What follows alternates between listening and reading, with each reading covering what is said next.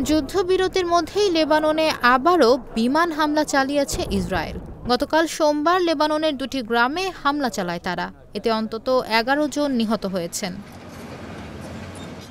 British সংবাদ মাধ্যম BBC জানিয়েছে, গত সপ্তাহে হিজবুল্লাহ ও ইসরায়েলের মধ্যে যুদ্ধবিরতি হলেও কেউ যুদ্ধবিরতি কঠোরভাবে মানছে না। উভয় পক্ষই পরস্পরকে যুদ্ধবিরতি লঙ্ঘনের অভিযোগ করছে।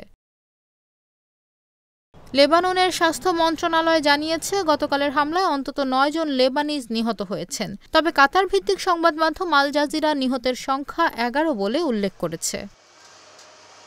এদিকে ইসরায়েলি প্রতিরক্ষা বাহিনী আইডিএফ বলছে, তারা কোনো বেসামরিক মানুষকে হত্যার উদ্দেশ্যে হামলা চালায়নি, বরং হিজবুল্লাহর একাধিক স্থাপনাকে লক্ষ্য করে হামলা চালিয়েছে। হিজবুল্লাহর দাবি, আগে ইসরায়েল যুদ্ধবিরতি চুক্তি লঙ্ঘন করেছে, তাই তারাও ইসরায়েলের শেবা ফার্ম এলাকায় মর্টার হামলা চালিয়েছে। সেখানে ইসরায়েলি সেনাবাহিনীর অবস্থান রয়েছে।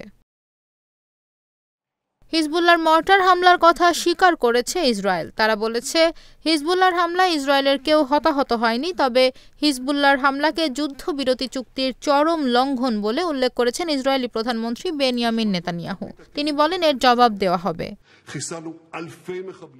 গত সপ্তাহে ইসরায়েল ও হিজবুল্লাহর মধ্যে যুদ্ধবিরতি চুক্তি হয়েছে। এই চুক্তির পর লেবানিজরা নিরাপদে থাকবে বলে ধারণা করা হয়েছিল, কিন্তু এরই মধ্যে উভয় পক্ষ হামলা চালাচ্ছে।